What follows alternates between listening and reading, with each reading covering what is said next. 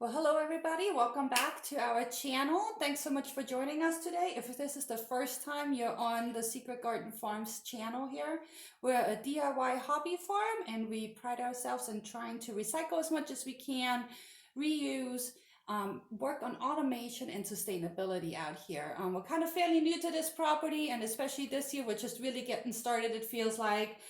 But we are doing lots of little cute projects that we're willing to share with everybody, and we hope you enjoy the content that we're starting to create here.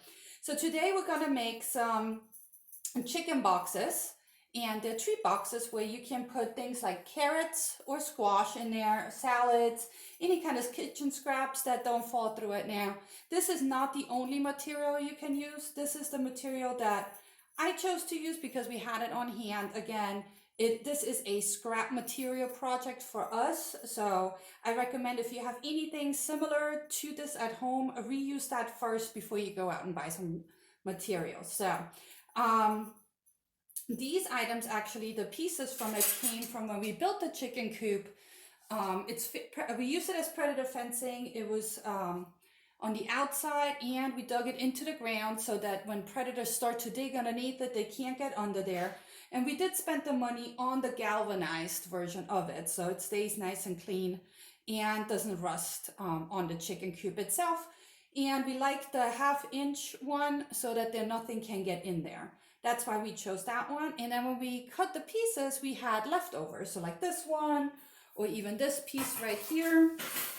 Those are all leftover pieces from when we built the chicken coop and made sure that the ventilation's there and so no snakes or other predators can get in. Apparently out here where we live, a lot of snakes end up in the chicken coop. Knock on wood. I have yet to encounter a snake in our coop, thankfully. But, you know, never say never. So I definitely wanted to make sure we're ready for this and we're putting anything that we can to prevent that from happening. So this is one of the scrap pieces. I'm going to show you a couple of different things.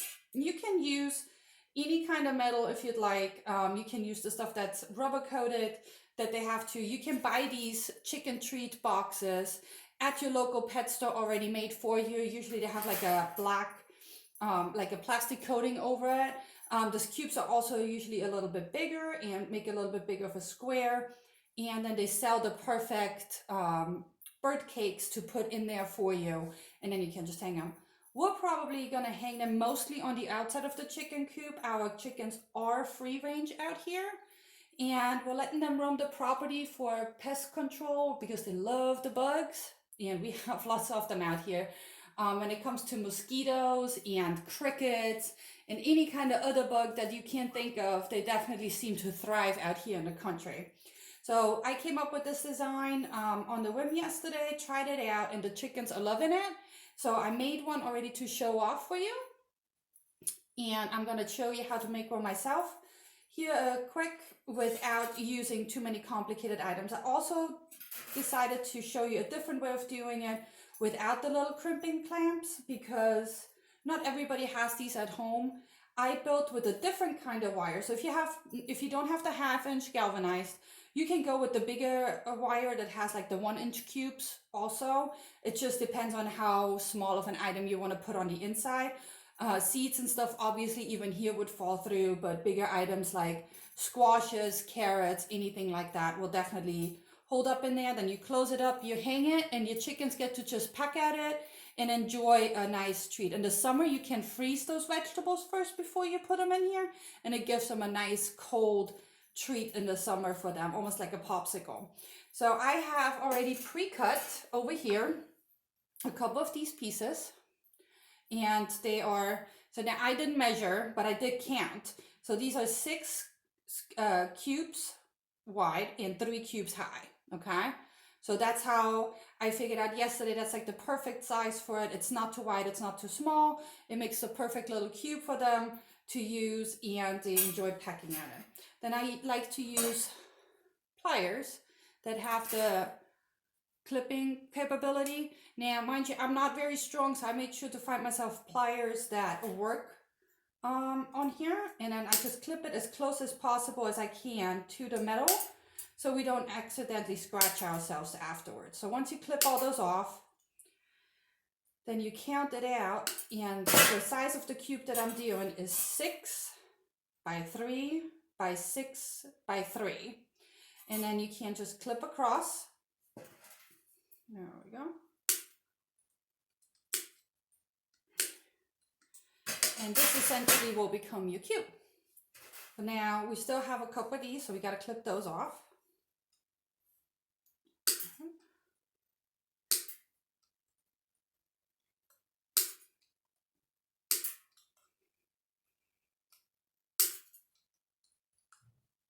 Now, depending on where you have your chicken coop, if your chickens aren't free ranging, you could probably even use those treat boxes and put, like, if you're going for a walk and you see dandelions, you can pick some dandelions, put those in there and let them pick at them. They probably really would enjoy that too, especially in the summer. But for the winter months, I really enjoy having this because you don't want to throw it on the floor, then it just freezes on the floor. This way, you have access to it. It's easy to take away, let it defrost in the house if you need to, if it's getting too cold. And then you can just bring it back out. Or as the sun hits it the next day, it starts to defrost in there again. And it keeps the floors a little bit cleaner. All right, so then I like to use another piece of wood. And this honestly was just a scrap piece of wood that was in our garage. And it ended up being the perfect size because it actually does the perfect 3 cubes across, as you can see. And then what I do is with that is I use that to help me bend it over to start the initial box, okay? So you see how this one's bent already. And then in order to get a little bit better of a bend going, I actually do use a hammer just to get this corner a little bit better. And turn that over. Let's see, making sure that you can also see that. Yeah.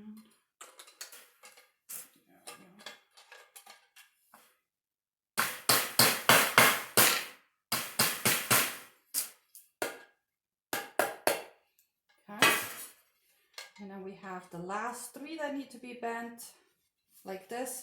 And honestly, like, the reason I actually do kind of like this galvanized wire, it doesn't take a lot of strength, but it does bend fairly easily. Now, once you have it bent, you're looking at something similar to this. And this is your outer square. You take 2 of these pieces, one for the top and then one for the bottom. The one at the bottom is going to be solid and the top one will make so it lifts up and down. So this one I actually wanted to make out of something other than using the crimper. So if you have a crimper, which I highly recommend if you are planning on making your own bird cages, your own carrying cages for the chickens, if you even want to sell them, or just to make treat boxes, which you can sell too, depending on what area you live in. Right now, chickens are very, very popular. So these treat boxes, I'm sure, would be very popular too.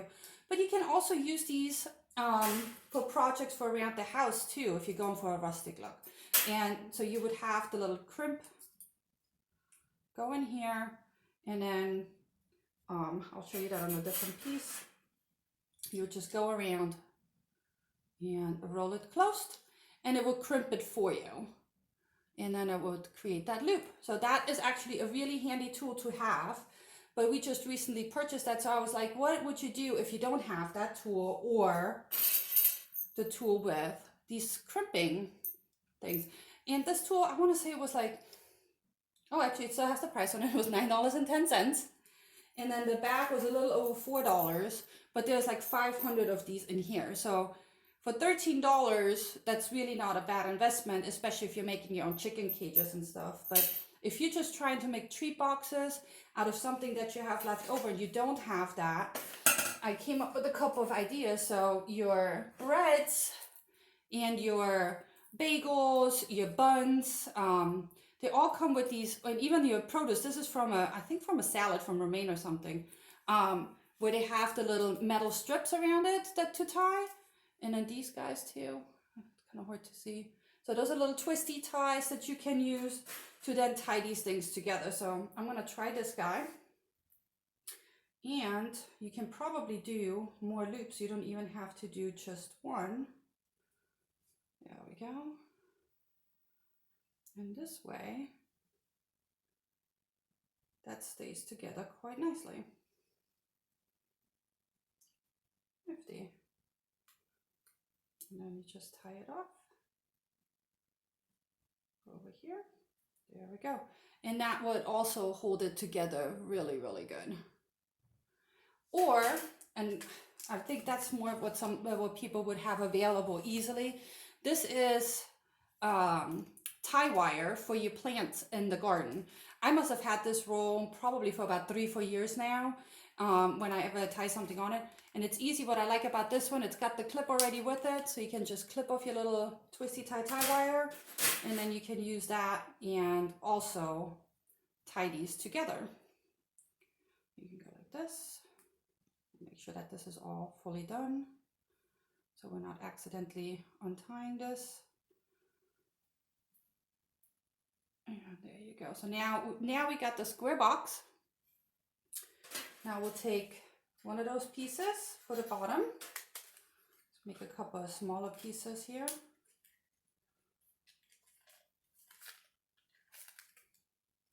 There we go. And tie one on either side.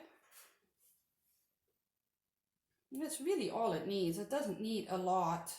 And the chickens are really not that brutal with it either. It's not like they really rip on it.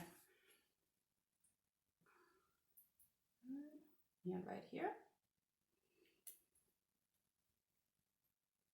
Twist this together.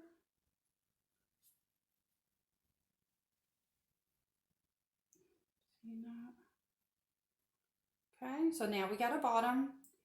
And one more, and we'll do for the top. We need 2 pieces for that. 1 and 2. There we go. And these are pretty much your hinges, so that the top opens and closes.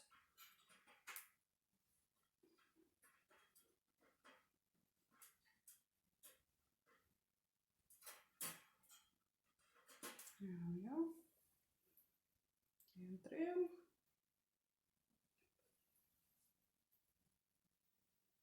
And then we'll twist that one closed. And if you don't like the extra ones sticking over too long, you can always just clip them off with your pliers. And it lays right there. It's one side. Oh, got the corner stuck in there a little bit. There it is. All right. And then one more. Get this guy off too.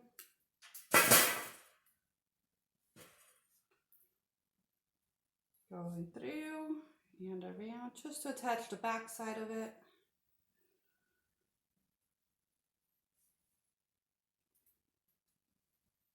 And there you go.